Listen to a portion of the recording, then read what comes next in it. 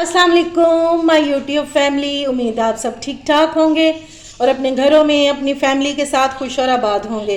अल्हम्दुलिल्लाह मैं भी बिल्कुल ठीक ठाक हूँ आप लोगों की दुआओं से। और आज एक और ज़बरदस्त सी रेसिपी के साथ हाजिर हूँ।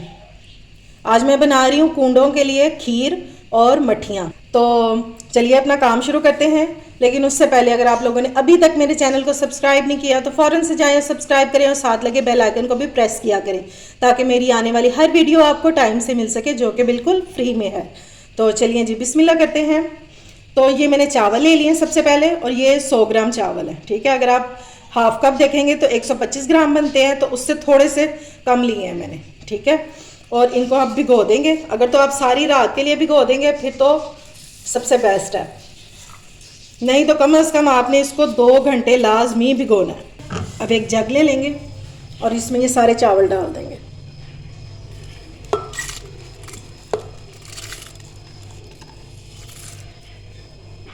और जो दूध लिया है हमने खीर के लिए, तो उसमें से आधा कप जो है हम इसमें डाल देंगे चावलों में, और इसको अच्छे से ब्लेंड कर लेंगे। चले जी, इससे इजीली ब्लेंड हो जाएगा अब ये। और इसका हमने बिल्कुल पेस्ट नहीं बनाना, स्क्रब की तरह का हल्का सा इसका दाना रहना चाहिए। अच्छा जी, ये देखें जी मैंने ब्लेंड कर लिया इसको, और ये देखें ये इस तरह इसका हल्का हल्का दाना रह गया। इस तरह का ही हमें चाहिए, बिल्कुल पेस्ट नहीं बना देना आपने बारीक सा। ये देखें जी दूध मैंने रख दिया बॉयल होने के लिए। वैसे तो इसको मैंने बॉयल दिलवा लिया था रात को, ठीक है, लेकिन अब ये ठंडा हो चुका है तो इसको मैंने गर्म होने के लिए रख दिया है। बॉइलिंग पॉइंट पे आ जाएगा तो फिर मैं आपको बताऊंगी कि आगे हमने क्या करना है। देखें जी दूध को बॉयल आ चुका है। अब इस टाइम पर हम इसमें डाल देंगे चावल जो कि हमने ब्लेंड करके रखे थे दूध के साथ।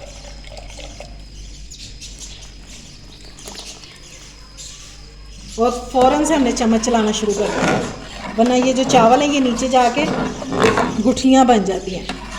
फ़ौरन से आपने चम्मच चला देना। और ये जग में जो बच गया नीचे चावल, इसमें थोड़ा सा मैं पानी डालूंगी, हाफ कप, और वो भी इसमें डाल दूंगी। ये भी मैंने डाल दिया।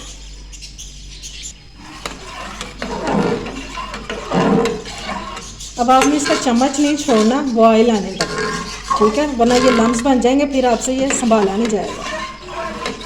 तो चावल जो ये नीचे जाके बैठ जाते हैं,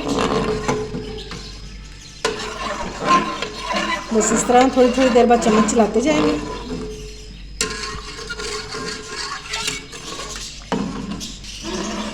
अच्छा, दूध की क्वांटिटी तो मैं आपको बताना ही भूल गई थी। ये 1.5 किलो दूध था, ठीक है, और डेयरी का है ये। अब इसमें डाल देंगे हम 4 से 5 सब्ज़ इलायची खोल के, ताकि इसमें अच्छी सी खुशबू आ जाए इलायची की। और अब बॉयल आने का वेट करेंगे।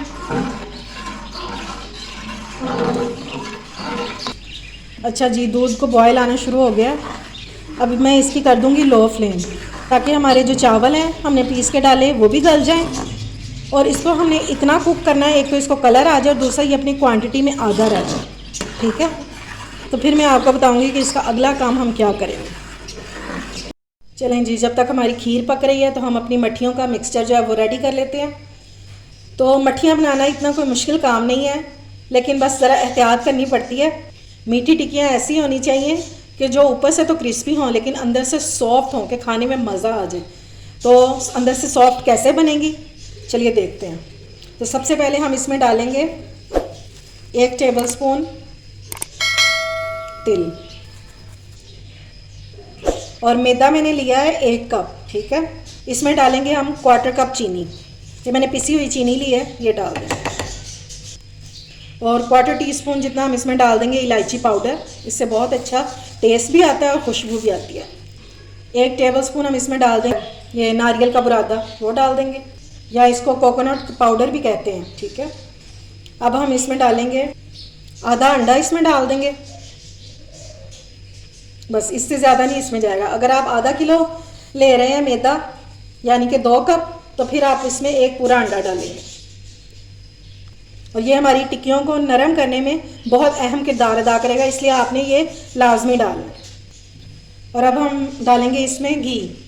ठीक है, घी अगर आप डालेंगे ना तो ये बहुत ज़्यादा खस्ता हो जाती हैं, यानी कि कड़क हो जाती हैं। तो मैं इसमें डाल रही हूँ ऑयल, जो इसको अंदर से सॉफ्ट रखेगा। और इसमें डालूँगी मैं 3 टेबल स्पून।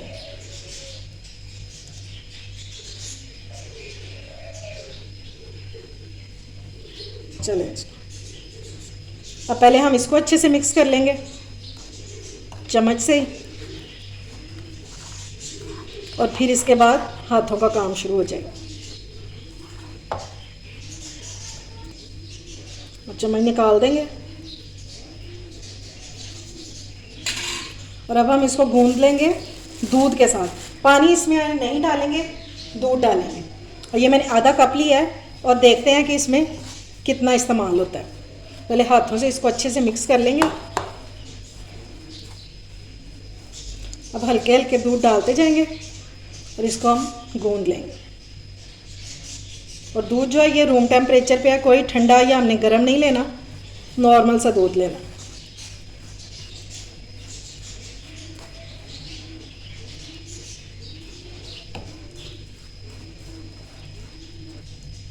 ये देखें जी, इसको मैंने गूंद लिया, सिर्फ अभी मिक्स किया, इसको मैंने गूंदना नहीं है आप लोगों ने। ठीक है, और ये इतना सा दूध इस्तेमाल हुआ है, तकरीबन 1/4 कप से भी कम ही इस्तेमाल हुआ है।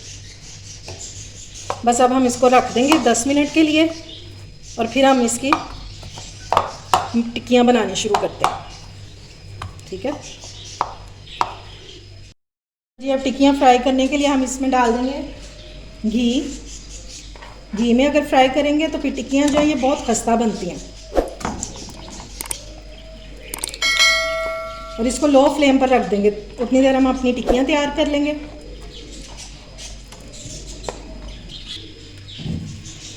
चलें जी, अब हम अपनी टिक्कियाँ रेडी कर लेते हैं। ये डो देखें, ये रेडी हो चुकी है। देखें, पहले जो स्टिकी थी ना, अब ये बिल्कुल सेट हो गई है।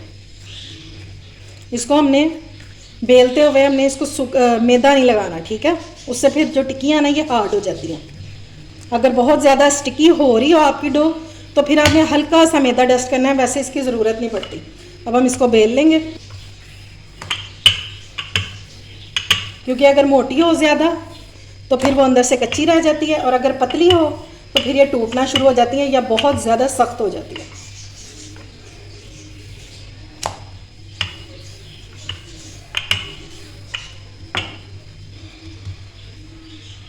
अच्छा जी, अगर तो आपके पास कोई कटर है गोल सा तो वो ले लें, या फिर कोई ग्लास ले लें। मैं ग्लास ले रही हूँ और इसको काट लेंगे।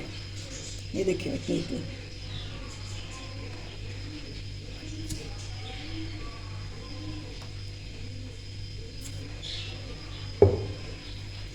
ये देखें, ये लें जी, सारी टिक्कियाँ हमारी रेडी हो गई हैं। ये लास्ट वाली थी, ये बेचारी मैंने हाथ से बना लिया। ठीक है, तो चलिए अब इनको फ्राई करना शुरू करते हैं। और ये देखें, टेम्परेचर इतना होना चाहिए, ये आहिस्ता आहिस्ता पकनी शुरू हो गई है ना, बस इतना सा। यह भी कुक होकर ये ऊपर आ जाएगी खुद ही। अगर बहुत ज़्यादा गर्म ऑयल में डालेंगे तो इसको फ़ौरन से कलर आ जाएगा, तो फिर ये अंदर से कच्ची रह जाएगी।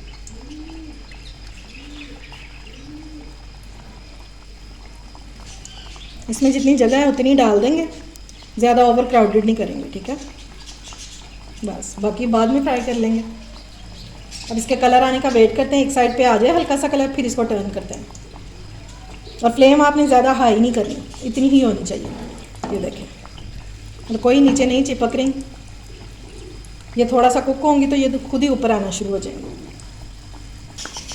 ये देखें जी, ये ऊपर आना शुरू हो गई हैं। अब हम इनको टर्न कर देंगे, लेकिन इस टाइम पे आपने बहुत एहतियात करनी है क्योंकि ये बहुत सॉफ्ट होती हैं। ये लें जी, ये गोल्डन हो गई हैं और अब हम इनको स्ट्रेनर में निकाल देंगे। ठीक है, ताकि इनका जो एक्स्ट्रा ऑयल है वो निकल जाए।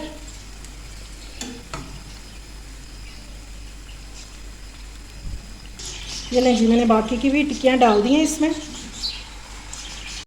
ये लें जी, टिक्कियों को मैंने निकाल लिया है और मैं आपको चेक करवाऊँ कि ये किस कदर खस्ता है।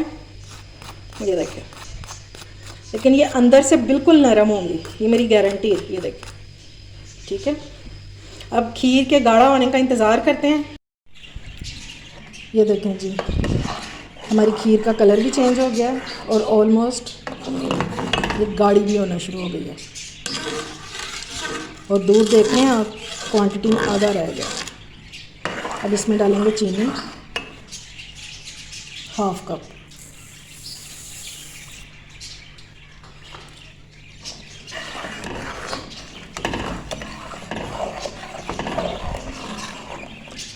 अब चीनी अपना पानी छोड़ेगी तो फिर हम इसको कुक करेंगे गाढ़ा होने तक।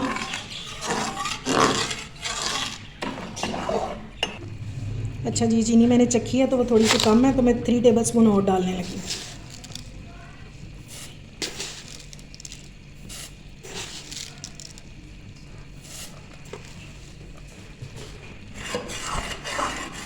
चलें जी, खीर हमारी रेडी हो गई है। अब इससे ज़्यादा गाढ़ी नहीं करेंगे क्योंकि इसने ठंडी होकर भी गाढ़ी होना है। तो फ्लेम मैं कर देती हूँ ऑफ।